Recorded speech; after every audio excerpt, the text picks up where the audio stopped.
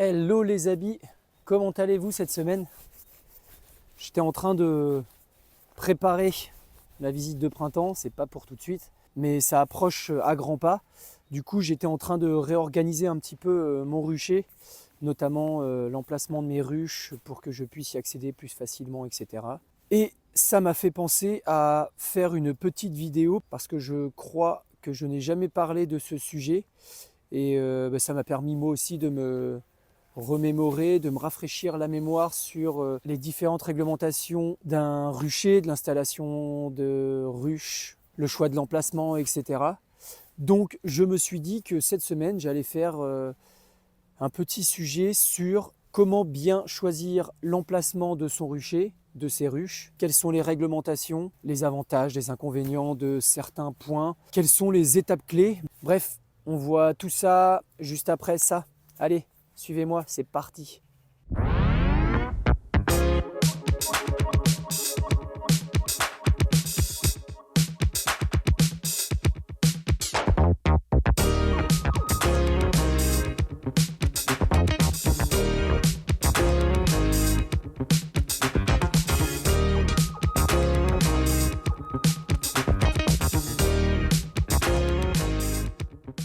Alors, premièrement, je dirais le choix de l'emplacement. Premier critère, l'exposition. J'allais dire super important, pas forcément. Donc idéalement, il faut que les ruches soient exposées plein sud, sud-sud-est. Pourquoi? Parce qu'en étant orientées ainsi, elles voient le soleil très tôt le matin, qui se lève à l'est, jusque très tard le soir, qui se couche à l'ouest. Ça permet quoi? Ça permet de stimuler les abeilles plus rapidement. Et en termes de production, en termes d'activité des abeilles, forcément plus elles commencent tôt, plus elles finissent tard entre guillemets, et plus la production, etc. est grande. Pourquoi je dis idéalement et pas forcément? C'est parce que j'ai des amis, des connaissances, d'autres apiculteurs qui ont des ruchers, des ruches qui sont dans les bois, sous des arbres, entourés totalement de grandes haies qui ne voient pas trop le soleil, etc. Et ça fonctionne très bien aussi. Là, je parle vraiment dans le meilleur des cas, on va dire. Mais plusieurs solutions fonctionnent. Moi, j'ai la possibilité et j'ai choisi de faire comme ça. Mes ruches sont totalement orientées plein sud et ça me permet d'optimiser au plus la production de miel puisque c'est ce que je fais essentiellement.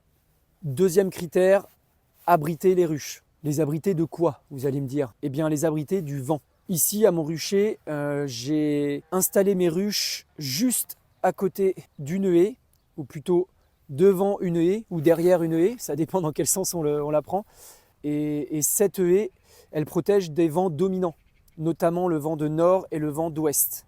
Alors pour le vent d'ouest, c'est un petit peu moins, je vais installer une petite haie naturelle ou alors une clôture en brise-vent pour vraiment les protéger du vent d'ouest direct.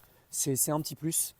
Donc pour ceux effectivement qui n'ont pas de haie, ou de grands arbres ou autres pour protéger des vents dominants, ça peut être une solution, hein, les clôtures brise-vent ou l'installation d'une haie naturelle qui va finir par pousser et protéger ses ruches. Et troisième critère, je dirais, c'est aussi important que la protection des vents dominants, j'ai envie de dire, c'est protéger les ruches de l'humidité, des zones inondables, parce que autant les abeilles peuvent supporter, survivre, dompter les vents froids, autant l'humidité, l'eau, l'inondation, etc., elles sont un petit peu moins fortes là-dessus. Elles aiment beaucoup moins, donc c'est ce qui en général les font périr, hein, lorsqu'il y a trop d'humidité dans la ruche ou autour dans l'environnement. En général, elles passent plutôt mal l'hiver quand elles sont dans un lieu plutôt humide. Donc ce troisième critère est, je pense, et pour moi, plutôt important. Je ne sais pas ce que vous en pensez, dites-moi. Ensuite, on va parler des réglementations, des distances, des ruchers par rapport aux voies publiques, aux maisons voisines, etc. Il faut savoir qu'en France, comme dans d'autres pays, je pense, il y a des réglementations à respecter, hein, sur l'installation d'un rucher, sur les distances à respecter, etc. J'en donne quelques-uns ici. Il faut placer ses ruches, son rucher à au moins 20 mètres des propriétés voisines. Placer ses ruches ou son rucher à 10 mètres, au moins 10 mètres des voies publiques, sauf si dans le cas où vous avez une haie, des haies de plus de 2 mètres de haut qui vous séparent de la voie publique, des propriétés voisines, là dans ce cas la distance est réduite à 2 mètres. ce qui est plutôt pas mal, hein. Notamment pour ceux qui sont dans des endroits où il y a un peu plus de densité, niveau population, niveau maison, niveau voie publique. Le fait d'avoir une haie comme moi j'ai de largement plus de 2 mètres, ça me permet de pouvoir avoir une distance juste de 2 mètres par rapport à la petite route, au petit chemin qu'il y a juste derrière le rucher. Donc c'est plutôt un avantage là-dessus. Alors il faut savoir que ces distances, ces réglementations, elles peuvent varier selon les endroits, selon les arrêtés préfectoraux, etc. Donc ce que je dis me concernant n'est pas forcément vrai pour vous. Donc je conseille aux débutants ou à ceux qui hésitaient ou à ceux qui ne savaient pas de se rapprocher de la mairie ou de leur GDS pour avoir les vraies infos sur les réglementations et pour éviter ainsi tout problème avec le voisinage. Ensuite, je vais parler de l'accès aux ruches parce que ça me semble plutôt important. Je parle par expérience. J'avais commencé avec 2 ruches à l'époque dans un petit endroit où je ne pouvais accéder qu'à pied. Donc j'ai choisi d'en parler là, ça me semble assez important. Donc ce 3e point clé, c'est l'accès aux ruches. Idéalement, j'ai même pas envie de dire idéalement, c'est pour moi important, il faut y accéder à n'importe quel moment de la saison, à n'importe quel temps, qu'il pleuve, qu'il vente, qu'il neige. Et il faut y accéder idéalement avec soit une voiture si on a besoin de transporter des ruches ou tout type d'équipement ou de matériel ou je ne sais quoi, ou avec une brouette ou avec une petite remorque, je ne sais quel moyen de transport, mais en tout cas ça me semble plutôt important de pouvoir y accéder avec n'importe quel type de transport, notamment quand on a, je sais pas, une récolte à faire par exemple, qu'on a plein de hausses à ramener. Si on a envie de les récolter, que le terrain est un peu boueux ou alors qu'il y a des arbres qui sont complètement écrasés, qu'on ne peut plus y accéder, ça pourrait être compliqué pour récolter. Donc pour moi, c'est assez important de cocher cette petite case avant de prévoir d'installer un rucher à un certain endroit. Donc moi, me concernant, j'ai fait mon rucher à côté d'une haie, en bout d'un champ, où j'ai créé une grande allée où on peut y accéder en voiture, en tracteur, en camion, en brouette, en vélo, en trottinette, je ne sais quoi. C'est un terrain qui, même quand il pleut beaucoup, est pas trop humide justement, donc ça permet de pouvoir y accéder à n'importe quel moment de la saison, à n'importe quel temps. Et j'ai même la possibilité de faire le tour dans le champ pour repartir en marche avant et non pas en marche arrière. Donc me concernant, je suis plutôt satisfait pour le moment de ce lieu parce qu'il coche toutes les cases, hein, l'exposition, l'accès, la réglementation. Donc pour l'instant, je suis bien. On continue. Une fois qu'on a installé le rucher, j'installe mes ruches. J'ai essayé, surtout là pour cette année, hein, je viens de réorganiser un peu mes ruches, plus ou moins parce que je ne peux pas trop les déplacer actuellement parce qu'elles ont commencé à faire leurs premiers repères pour les premières abeilles qui sont sorties. Et si je décale complètement une ruche, maintenant qu'elles ont commencé à sortir avec le peu de beau temps qu'on a en cette fin de février, en ce début mars, elles vont sortir et elles vont revenir dans le vide ou alors sur une autre ruche. Donc j'essaie de les diminuer quelques centimètres tous les jours pour bien réorganiser ça. Mais pour revenir à l'accès aux ruches, moi j'aime accéder à mes ruches par le côté. Je trouve que c'est plus facile pour ouvrir les ruches, pour accéder au cadre, les poser soit devant moi ou derrière moi, enfin derrière la ruche. Je trouve que c'est plus simple. Alors les années précédentes, hein, je donne l'exemple ici, j'étais derrière mes ruches. Hein, je me faisais tout aligné, j'ouvrais, mais ça me faisait faire un petit tour, une petite rotation, regarder mes cadres, les poser. Donc ça fonctionne, hein, je l'ai fait pendant des années. Mais là maintenant, idéalement, je veux pouvoir y accéder sur le côté, prendre mes cadres, les mettre sur les côtés. Ça me simplifie la vie. Et j'essaie du coup de les mettre 2 par 2. Et entre les 2 ruches, j'essaie de mettre quelques dizaines de centimètres pour pouvoir poser mes cadres. Et ensuite, entre chaque paire de ruches, je mets à peu près, je sais pas, j'ai mis... Celle-là, elle sera enlevée. J'ai 80 cm, 1 mètre à peu près. Juste histoire que je puisse y accéder, que je puisse passer. Je ne suis pas encore trop gros, j'ai pas encore trop de ventre, donc je peux encore passer entre 2 ruches pour l'instant. Donc voilà, ça me va plutôt pas mal. Pour poser mes ruches, pour installer mes ruches, moi personnellement, j'ai choisi d'utiliser des parpaings et des bastings. Ça me permet de gérer la hauteur des ruches que je souhaite en fonction du terrain. Moi par exemple, il n'est pas trop droit, donc avec des parpaings et tout, ça m'a permis de pouvoir soit ajouter un autre parpaing en plus pour équilibrer, en tout cas pour être de niveau. Et ça me permet de gérer aussi la pente, parce que c'est important que les ruches soient légèrement penchées vers l'avant. Pourquoi ?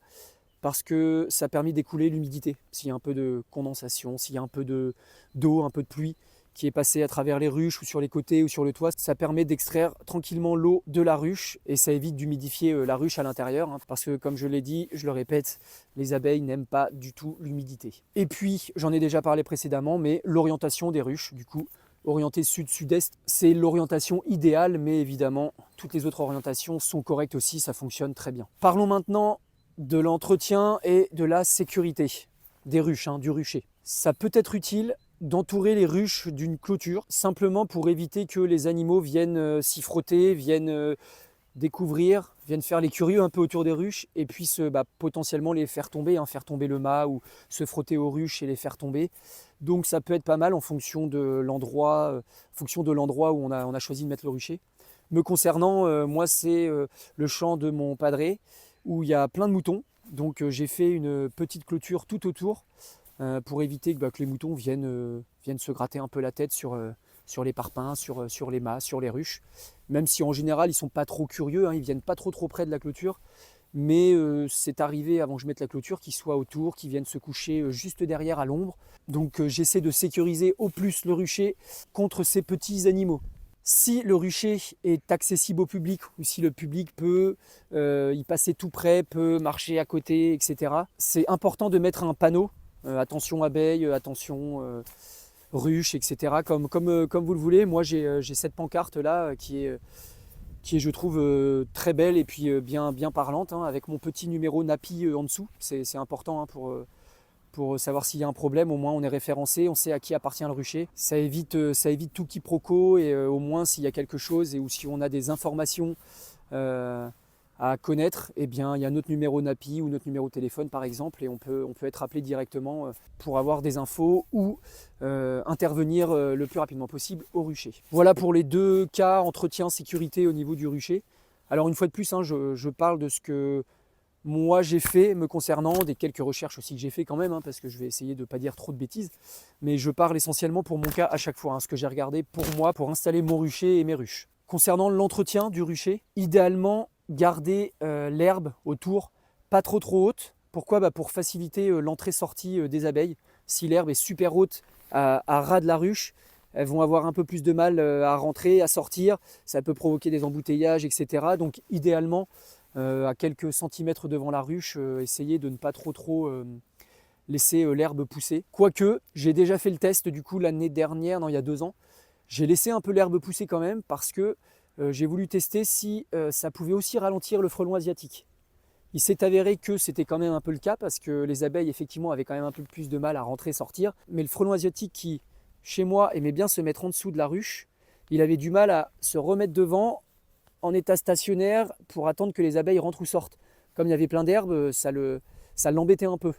Donc idéalement, pour la production, pour les abeilles, pour leur faciliter la vie, pas trop d'herbe, pas trop haute. Mais d'un autre côté, ça peut avoir du bon pour les prédateurs, tout simplement.